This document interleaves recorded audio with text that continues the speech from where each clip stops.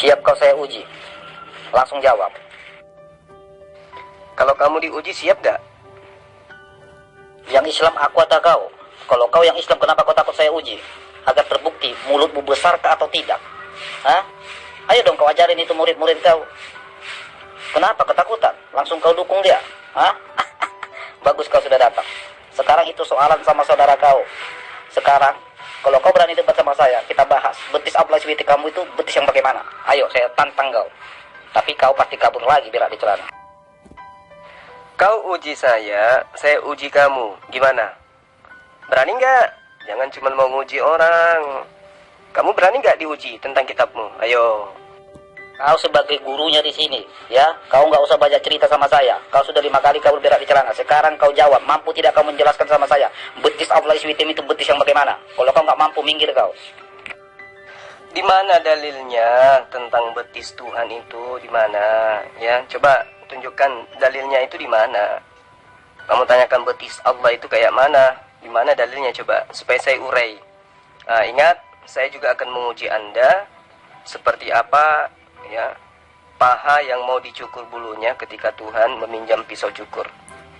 Oke? Dalam kitab Anda ada tertulis bahwa Tuhan meminjam pisau cukur untuk mencukur bulu paha. Yang saya tanya, bagaimana bentuk paha Tuhanmu? Jawab. Udah kau itu berdoa minta itu dukungan sama gurumu si Gurundang, mumpung dia lagi di sini, ya. Semua itu dan saya tantang sini. Mari kita diskusikan betis Allah itu betis yang bagaimana. Ayo. Dalilnya di mana betis Allah? Ya, saya tunjukkan dalilnya paha Tuhanmu. Oke? Yesaya 7 nomor 20. Di situ dikatakan Tuhan meminjam pisau cukur untuk mencukur bulu pahanya. Itu pahanya Tuhanmu kayak mana tuh? Jawab juga tuh. Sekarang saya tinggal tunggu dalil darimu. Habis itu saya jawab, saya uraikan. Gak usah kau sapa dia, langsung suruh dia menjawab, membantu kau. Betis Abdullah SWT yang bagaimana? Mari kita diskusikan. Turun kalian semua, mumpung saya lagi serius. Aduh, anak gorila inilah. Bikin ngakak aja. Sekarang saya sudah minta samamu, mana datanya tentang betis Allah itu, di mana dalilnya? Tunjukkan di ayat Al-Quran atau di hadits. Nanti saya uraikan. Kamu kan hanya terjemahan, ya kan? Umat terjemah. Ya, kalau membahas tentang Islam harus original teks. Tunjukkan, saya bacakan, saya uraikan. Sambil kamu menjawab pertanyaan saya. Ya, paha Tuhanmu itu kayak mana? Ketika dalam Yesaya 7 nomor 20, Tuhanmu meminjam pisau cukur untuk mencukur bulu pahanya. Pahanya itu modelnya kayak mana? Kayak paha jerapah atau kayak mana? Jawab. Gak usah kau bilang kamu berhadapan dengan si Ustaz Jumat. Dari tadi dia sudah langsung datang. Ketika saya kasih soal langsung kabur berak di celana. Oke? Dan kau jangan bicara tentang kasih di sini. Kita mau diskusi, nggak ada persoalan tentang kasih. Kalau aku tidak mengasihi kau, mungkin saya sudah berperilaku seperti saudara-saudara kau yang selalu garok-garok, ya kan? Gak usah lebay. Tuhan kalian aja kalian bunuh, ya. Andai saja kalian mayoritas di negara ini, itu tidak bisa dibayangkan kayak mana kondisi negara ini. Jawab aja, nggak usah kemana-mana larinya. Dalil tentang Allah, betis Allah itu mana? Coba tunjukkan. Nah, saya sudah tunjukkan dalil di kitabmu. Kitab yang kalian rampok dari Bani Israel. Yesaya 7 nomor 20. Tuhanmu punya paha. Dan dia meminjam pisau cukur yang belum dikembalikan sampai hari ini. Pisau cukurnya untuk mencukur bulu pahanya Tuhanmu. Nah, coba kamu terangkan pahanya itu berbentuk apa? Tuhanmu katanya roh. Kok punya paha? Ayo tunjukkan, jangan kau permalukan dirimu di tengah-tengah murid-muridmu di sini. Ayo, kita bahas betis Abdullah SWT itu yang bagaimana? Iya, kita bahas ya. Betis Allah versus tanduk ya, tanduk Tuhanmu itu ya, yang bertanduk 7 bermata 7, atau paha Tuhanmu yang pinjam pisau cukur untuk mencukur bulunya. Tinggal kamu pilih aja. Sekarang saya minta dalilnya. Mana dalil tentang betis Allah yang kamu maksud? Silakan. Yang hasil zina kau. Ya, makanya emak bapak kau nggak kau kenal. Makanya kau lahir tidak sesuai kalau hitungkan dengan umur emak bapak kau. Gak usah ngeles bodoh-bodoh di hadapan orang haleluya. Kalau saya lagi serius-serius, ya, jangan kau bangga menipu-nipu mereka. Paham kau? Gak usah kerasukan kayak begitu. Santai aja napa. Yang zina itu kan nyata di kitabmu, ya. Matius 5 nomor 28. Laki-laki yang memandang perempuan lalu kemudian mengingini, maka dia telah berzina dalam hatinya. Kan nyata itu. Ya kan? Bapakmu memandang ibumu, bapakmu mengingini ibumu, ya pasti sudah berzina. Itu data loh di dalam kitabmu. Jadi kamu gak usah kaing-kaing, santai aja napa Halilintar. Kau saya tanya, apakah kau mau dimadu ketika kau itu berpacaran? Jawab, dan kita buktikan kalau kau itu berdusta. Matius 5 nomor 28. Laki-laki yang memandang perempuan dan mengingini di dalam hatinya, maka dia dihitung berzina. Berzina di dalam hatinya. Nah, bapakmu kan memandang emakmu, dan ketika memandang bapakmu mengingini mamamu, artinya kan sudah berzina menurut Matius 5 nomor 28. Artinya kamu kan anak zina dong, ya kan? Jadi gak usah kemana-mana bahas itu. Gak usah permalukan diri sendirilah. Jawab yang tadi, betis Allah itu maksudnya apa? Mana dalilnya? Sebelum saya menguji kamu tentang Tuhanmu punya tanduk 7, matanya 7, pahanya dicukur bulunya. Gak usah banyak cerita, Abang Haleluya kalau serius-serius. Sekarang kalian kumpul semua di sini, mari kita bahas, diskusikan. Betis Allah CBTM itu betis yang bagaimana? Guru Musi Ustadz Juma pun sudah kabur berak di celana yang kesekian kalinya. Umat bulus, akalnya selalu akal bulus. Ayo jawab di mana dalilnya betis Allah. Nanti saya uji kamu tentang Tuhanmu yang bertanduk 7, bermata 7. Itu matanya kayak mana, tanduknya kayak mana. Belum lagi pahanya mau dicukur bulunya katanya. Tidak usah kebicara tema segala macam, tema sudah dibuat. Buktinya guru kau kabur berak di celana. Ya, makanya kalian tuh bodoh mau dia tipu-tipu. Gak ada ilmu dia tuh, hanya mulut besar, otak kerdil. Buktinya dia kabur. Aku masih di sini loh, Halilintar. Kamu ini kayaknya masih aktif jualan obat di pasar ya. Ayo tunjukkan datanya ke saya, tuduhanmu itu ya. Allah betis Allah itu kayak mana? Mana dalilnya? Al-Quran kah atau hadits? Biar saya uraikan samamu. Gimana sih? Nah, Wahyu 5 nomor 6. Di situ diceritakan tentang Tuhanmu bertanduk 7, bermata 7. Itu gimana? Tanduknya itu kayak mana? Tanduk kerbau kah, tanduk kucing kah, atau tanduk ayam? Belum lagi di dalam Yesaya 7 nomor 20 yang kamu ambil dari agama lain itu kitabnya. Ya, Tuhanmu pinjam pisau cukur untuk mencukur bulu pahanya. Yang saya mau tanya itu, pahanya itu terbentuk dari apa? Aduh, kacau ini orang. Aku melihat kau, memulia-muliakan si burundang si Ustadz Juma yang otaknya itu tidak ada. Dia itu mulut besar. Pantas dia kabur berak di celana. Dia berharap kalian saja. Lah dia sendiri tidak mampu ternyata. Jadi mulai detik ini sadarlah kalian bahwa si gurundang si Ustadz Juma itu tidak ada ilmunya. Hanya keluar-keluar doang di YouTube. Makanya saya kadang ketawa nengok dia di YouTube. Aduh, jualan obat lagi nih. Saya kan masih ada di sini, Halilintar. Kamu aja yang nggak jawab. Begitu dibalikan materinya, soalnya ke kamu, kamu langsung kabur. Kamu yang kabur, bukan saya. Saya minta data tuduhanmu. Betis Allah itu tertuang di mana? Di hadits atau di ayat suci Al-Quran? Tunjukkan. Kok malah kabur? Baru juga ditanya tentang bulu paha. Saya kalau lagi serius jangan kau tunjukkan kebodohanmu di sini. Kau bilang hayo. Dari tadi saya justru menunggu jawaban. Bahkan saya suruh guru Musi Gurundang untuk mendukung kau untuk ngajarin kalian, tapi dia lari kabur berak di celana. Jangan sampai saya ngantuk ya. Panjang ceritanya mulutnya. Begini loh Halilintar, tunjukkan dalilnya tentang betis Allah. Biar saya uraikan. Tunjukkan aja di hadits atau di Al-Quran. Terjemahannya aja. Supaya saya urai. Nah, habis itu giliran kamu mengurai Wahyu 5 nomor 6. Tuhanmu punya tanduk 7, matanya juga ada 7. Nanti juga kamu harus jelaskan itu maksudnya apa. Terus kemudian Yesaya 7 nomor 20, Tuhanmu punya bulu paha. Nah, yang saya mau minta kamu uraikan itu pahanya Tuhanmu. Layaknya saya mengurai tentang betis Allah, saya pun minta ya kamu mengurai paha Theos. Oke, Halilintar? Jadi sekarang semua menyaksikan yang namanya katanya guru mereka si Ustadz Juma si Gurundang itu. Ketika langsung saya ajak diskusi debat dengan tema bagaimanakah betis Allah SWT yang sebenarnya, dia kabur berak di celana. Jadi biar semua tahu, Jadi yang kesekian kalinya lah si Ustadz Juma ini kabur berak di celana kalau ngadepin saya. Aduh. Pandai-pandaian lah kamu ya, Halilintar ya. Saya minta data, malah dibilang saya kabur. Nah sekarang justru kamu yang gak nongol-nongol. Kamu gak ada pernah bisa menanggapi apa yang kemudian menjadi materi yang kamu bawa sendiri. Saya minta data tentang betis Allah, kamu gak kasih. Sebenarnya kamu mau kasih, tapi ketika kamu mendengarkan VN saya, ya mempertanyakan tentang paha Tuhanmu, kamu langsung kabur. Pura-pura nggak lihat saya, nggak kabur sih, ada di sini, tapi VN-nya ke orang lain. VN-ku kamu nggak tanggapin.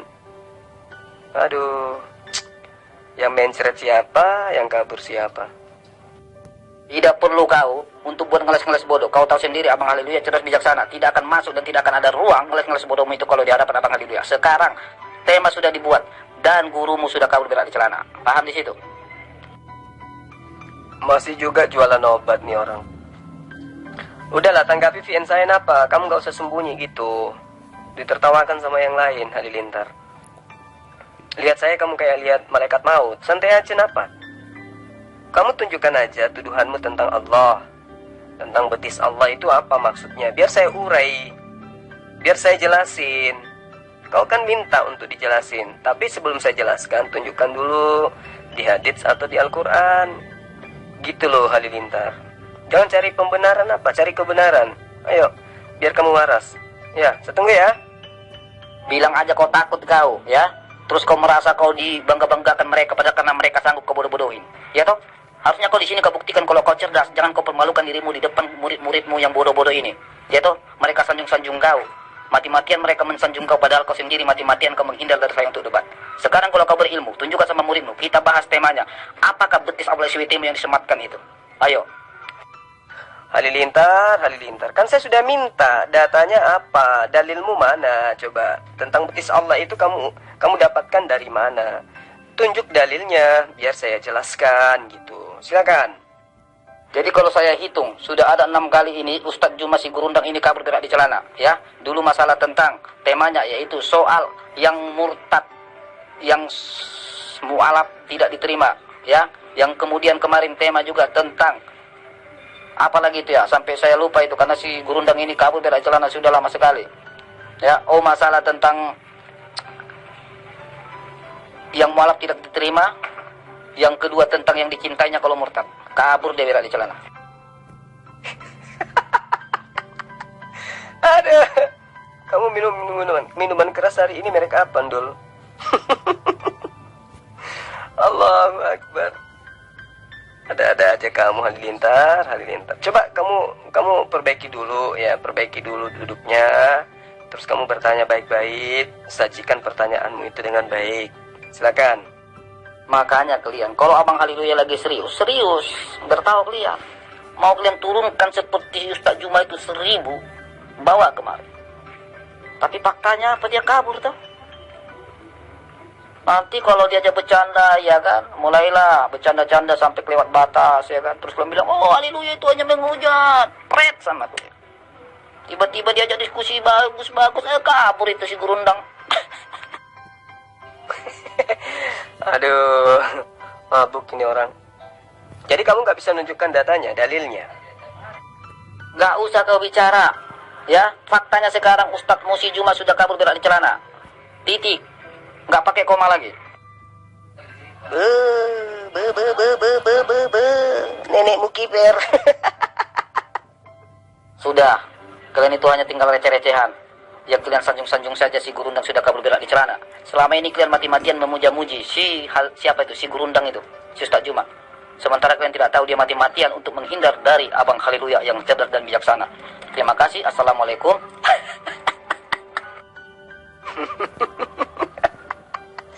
Allahu Akbar. Masya Allah. Mending saya minum kopi campur masaku dulu ah. Alhamdulillah. Ayo Halilintar, mana datanya, mana ayatnya, mana haditsnya. Jangan menghindar pura-pura gila. Jadi berhubung kalian semua hanya besar mulut, otak kerdil, sama seperti Ustadz Jumamu, Ya, saya sudah kasih kesempatan. Kalian kan tahu, jarang-jarang loh saya mau meladenin kalian meskipun saya sudah tahu aki kalian itu tengkurap. Harusnya kalian itu bersyukur. Tetapi ketika saya kasih kalian kesempatan, kalian tuh kabur semua berak di celana, menghindar dari tema, menghindar dari diskusi. Oke, sekarang saya off dulu. Lebih bagus saya makan panggang dulu daripada menunggu-nunggu kalian yang tidak punya kepastian, yang tidak punya kapasitas. Oke? Allahu Akbar. Gila bener, halilintar. Ternyata, waduh lucu juga kamu ya. Ya udahlah. Ya kayak ginilah caranya. Salah satu trik yang kamu lakukan untuk menghindar dari saya ya kayak gini, pura-pura gila.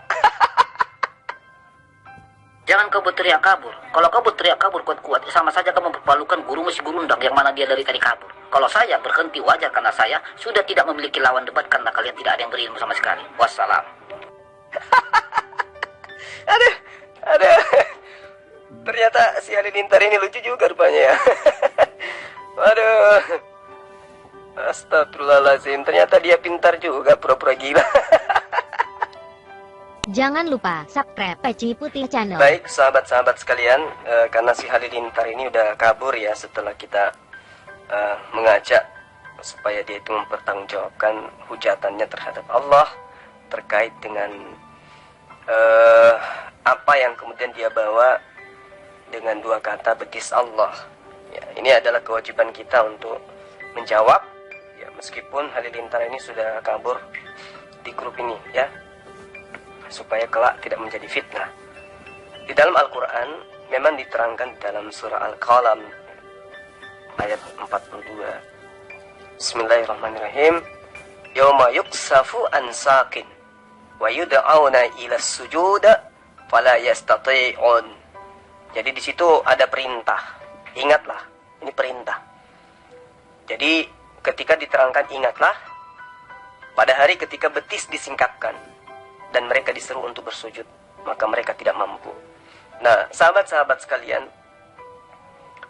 saya mengurai dari sini dulu ya, supaya nanti halilintar saya berharap beliau bisa mendengarkan VN ini. Di data yang saya sajikan berdasarkan ayat suci Al-Quran ini jelas ayat ini menyatakan kepada orang-orang kafir Mekah pada masa itu, asbabun nuzulnya ya, bahwa orang-orang kafir Mekah, jika mereka itu mempunyai penjamin kebenaran perkataan mereka, bahwa mereka pasti akan masuk ke dalam surga seperti orang-orang mukmin, seperti orang Islam yang dijamin masuk surga, maka di ayat ini Allah mengatakan, cobalah datangkan saksi atau penjamin itu nanti pada hari kiamat untuk kalian. Pada hari itu jelas di data ini, dalil ini ya, semua orang dalam keadaan ketakutan dan sedang berusaha lari dari ketakutan itu. Pada hari itu mereka diminta sujud untuk menguji keimanan mereka, padahal mereka tidak sanggup lagi bersujud. Kenapa? Karena persendian tulang-tulang mereka telah lemah, ya, bahkan menjadi kaku, sehingga mereka tidak bisa membengkokkan badan mereka dan mereka tidak bisa bersujud. Kenapa? Karena azab Allah telah meliputi diri mereka di atas dan di bawah daripada diri-diri mereka ini. Nah, ini jelas ya, kenapa hari itu dikatakan bahwa hari ketika betis disingkapkan. Karena hari itu adalah hari yang hari yang penuh dengan huru-hara. Seperti yang dimaksud pada ayat ini ya, kejadian yang sangat luar biasa yang terjadi di hadapan Allah. Sama ketika kita analogikan yang terjadi baru-baru ini ya, Gunung Mahameru terjadi ledakan atau ada ada gempa terjadi di sana, ada kejadian yang sangat luar biasa seperti itu. Tentu orang-orang yang ada pada sekeliling daripada Gunung Mahameru itu ya akan berlarian. Di antara mereka ada yang menyingkap betis mereka, mengangkat celananya, mengangkat kainnya supaya kencang berlari. Itu makanya diterangkan dalam Al-Quran, yauma yuksafu an saq wa yud'auna ila sujud. Itu maksud daripada ayat ini. Hari betis disingkapkan. Karena hari huru-hara, orang lari berlarian ketakutan. Itu makna daripada ayat suci Al-Quran ketika yang dimaksud daripada halilintar itu terkait dengan betis Allah. Nah, itu sedikit kita bercerita tentang dalil Al-Quran. Nah, kalau kemudian larinya kepada hadis, ya, ini merujuk kepada apa yang saya jabarkan tadi, bahwa terkait dengan data itu, data Al-Quran maksudnya, itu bercerita tentang hari huru hara di mana orang akan berlarian ketakutan. Nah, kemudian ketika berbicara mengenai hadis tentang Allah menyingkapkan betisnya di hadapan hambanya pada hari kiamat, ya, sebagaimana yang ada di dalam hadis sahih, ya, itu jelas, ya, hanya kemudian untuk menjelaskan tentang apa yang dimaksud daripada surah di dalam ayat di dalam surah Al-Qalam yang tadi. Nah, pada hari betis disingkapkan, mereka kemudian dipanggil untuk bersujud. Padahal mereka tidak mampu untuk bersujud. Mereka tidak mampu menjadikan badan mereka itu sujud di hadapan pencipta alam semesta. Nah, ini yang dimaksud daripada hari betis disingkapkan. Ya, betis Allah maksudnya di situ, ya. Artinya huru hara yang kemudian adalah merupakan satu kejadian yang memang Allah persiapkan untuk orang-orang yang melanggar aturannya ketika hidup di atas muka bumi ini.